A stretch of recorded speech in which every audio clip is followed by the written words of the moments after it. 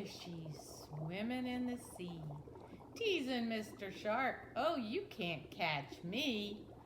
Along comes Mr. Shark, as quiet as can be, and snap! 4 little fishies swimming in the sea, teasing Mr. Shark. Oh, you can't catch me. Along comes Mr. Shark, as quiet as can be, and snap!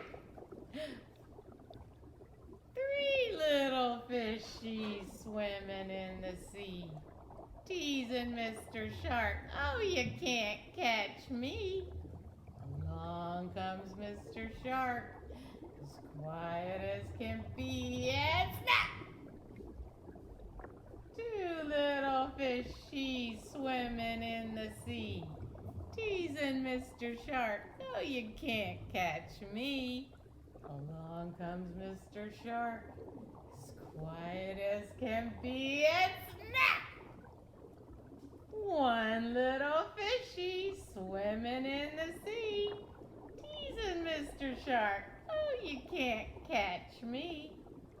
Along comes Mr. Shark, as quiet as can be, and snap! No more fishies swimming in the sea.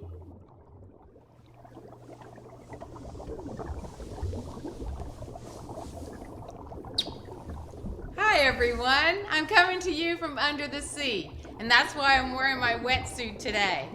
I have something really cool to share with you. We're going to be talking all about things in the ocean. And did you know that in the ocean there's habitats just the way there are on land? And that in fact, I have a chart here called In the Zone. And this shows you the different habitats you'll find under the sea. The first one is called the sunlight zone. And this is where these animals here live. You have the orca, the dolphin, the humpback whale, blackfin tuna, sharks live there. There's barracuda, angelfish, turtles, there's even sea stars and jellyfish. That's in the sunlight zone. That's where a lot of sun gets in and the fish and animals can see where they are. Then if you go a little deeper, the water gets colder and there's not as much light. That's called the twilight zone. And in the twilight zone, you'll find these animals. You'll find lobster, and there's a little clownfish in a sea anemone. Manta ray, a giant squid, some hatchet fish, and some firefly squid, and a spotted moray eel, and even an octopus lives in the twilight zone. That's where it's a little bit light, but not as much as the sunlight zone. And then you go very deep, all the way to the bottom. And that's called the midnight zone. Where is this, SpongeBob? Rock bottom. No, not that midnight zone. It's very dark. And there's anglerfish, and they have a little light on their head to attract their prey. Viper fish, rat-tail fish, gulper eel, giant tube worms, tripod fish, and that's called a brittle star. It's a starfish, but it's not like the one that lives in the sunlight zone. So today, I wanted to talk to you just a little bit about sharks. And sharks live in the which zone? The sunlight zone, where it's a little bit warmer. It's still cold, but it's a little bit warmer. And I have this book, and it's going to tell us a few things about sharks. First of all, sharks eat meat. They love to eat meat. They have very big teeth, some of them do, and they're very sharp. But the interesting thing about the way that they eat is that they do not chew their food. They swallow it whole. So either they open their mouth real big and the food swims in, like on this big whale shark, and krill goes in, or they'll tear it off with their teeth and swallow it without chewing it. That would be hard. Also, Sharks have really good senses, just like you have senses. You have eyes to see, ears to hear, nose to smell, mouth to taste.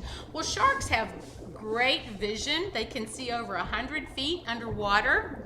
They can smell blood in the water for 3 miles. That's incredible. Let's see if we can find some other cool things about sharks. This shark has a long tail. He's called the thrasher shark, and he whips the fish and makes them stunned and they don't know where they are, and that's how he eats his prey. And sharks also are very scaly. They have very sharp scales on their skin. This is a sawtooth. He has teeth on the outside of his mouth. And sharks can hide. They can camouflage really well. And this is a carpet shark, and he lives at the bottom of the ocean. And he can camouflage really, really well. So he can get his prey that way because they don't see him. And sharks have bendy cartilage in their skin. They don't have bones, they have bendy cartilage. So if you take your finger and you pinch your outside of your nose and you feel it's kind of hard, that's cartilage. Well, that's what sharks have in their bodies. They don't have bones, they have cartilage. That's some really cool things about sharks. I think I better get out of here. I'll see you later. Whew. That was a close one. Glad I made it back. Hi everybody. I have a few things I want to share with you right now, and since we were talking about sharks today, I wanted to start with this. This is a real shark's mouth. And one of the cool things, you know, I told you that sharks like to eat meat and they can tear meat off with their teeth, but sometimes their teeth come out. But did you know that sharks have so many teeth that if one comes out, another one pops right back in its place? Look at all the rows of teeth in the shark's mouth. They have lots and lots of teeth. So it doesn't matter if they lose one when they try to bite something, because another one will just pop right out in place of that one. Isn't that cool? Sharks are so interesting. You know, sharks are fish, right? And that means they live in water. They can't live on land, and they breathe in the water. But do you know that next week we're going to learn about whales? And whales breathe air the way that we do. Fish don't. Sharks are fish. But anyway, right now I want to show you an experiment and something we didn't talk about the ocean. And you know that the ocean has salt in it. It's salt water. And when you have salt water, it helps very, very large animals float better or stay in the water without sinking to the bottom better. That's called buoyancy. Buoyancy means that you are lifted up in the water. And so I have 2 bowls of water, and they're both plain water right now. This one I'm going to leave plain with nothing in it. And this one I'm going to put in sea salt, because oceans have salt in them. They're salt water. And in fact, this sea salt came from an ocean. They dried out the water, and the salt was what was left. It came from Spain. So right now I'm going to show you, I'm going to take a plastic jewel and I'm going to drop it in the one with no salt. Are we ready? It sank right to the bottom, didn't it? All right, I'm going to get it out and dry it off. And on this bowl, I'm going to put lots and lots and lots of sea salt, okay? Like if it was in the ocean. And we're going to stir it up. And we're going to make ocean water. And we're going to see what happens to this jewel when we drop it in the ocean water. What do you think's going to happen?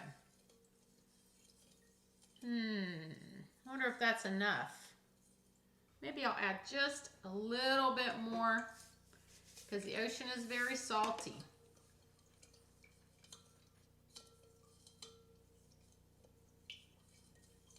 Let's see if that's enough. All right, we're going to see if it floats. Are we ready? See what happens. This is the one with salt water. Whoa! So the salt water helps it to stay up buoyant and float. And that's because the water's denser than the jewel. Isn't that cool? Let's put another jewel in this one and watch it sink. Ready? Sank straight to the bottom. And this one floats because there's salt in it. So if you go swimming in the ocean and you lay on your back, you'll float easier than if you go into the swimming pool and float.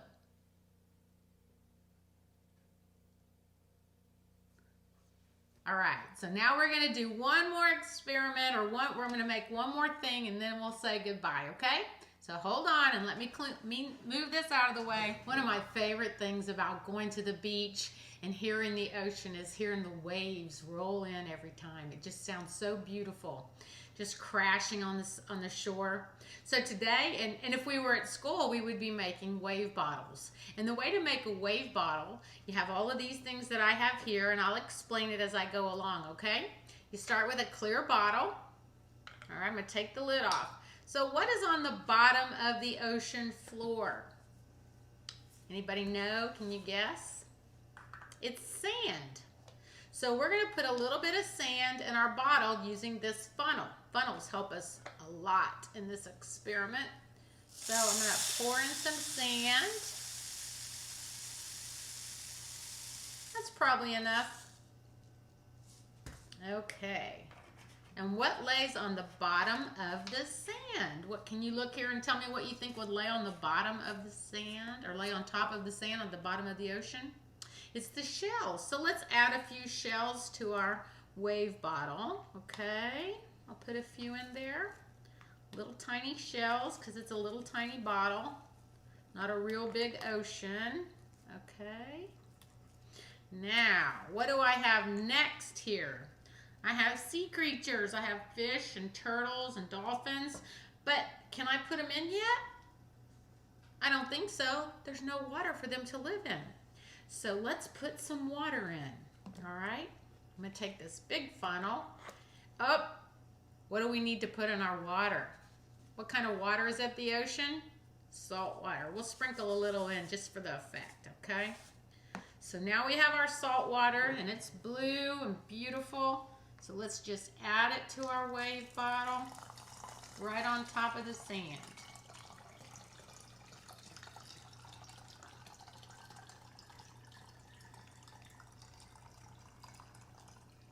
That's probably enough. All right, now we need to add our sea creatures. So we'll put in a blue dolphin and a white dolphin and a turtle and a fish, okay? And I like to thump it to get the bubbles out. Okay, the next thing I like to add are some little sparkles, because one of my favorite things to look at the ocean is when the sun's shining on it, and it makes the sun, or makes the ocean water look so beautiful and sparkly. So we'll put a few sparkles on top, okay?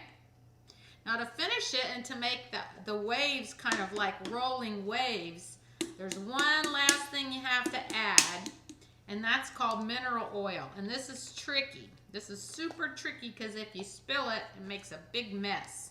So I'll use my third funnel here, and I have to do it just exactly right. Now I hope I have enough,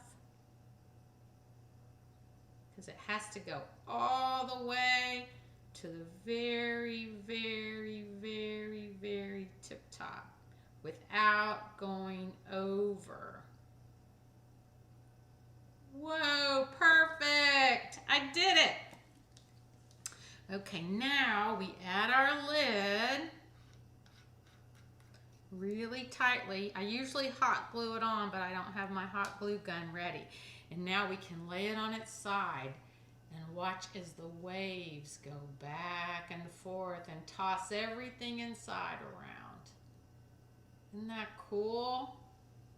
I love wave bottles.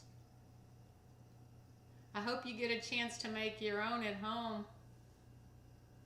You can see the sand on the bottom and the fish in there and the shells moving around.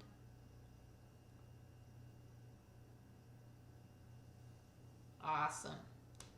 Well, I hope you get to make one, and I hope you have a great week. And And this is Miss Staten and her shark friend saying, see you later. Wow.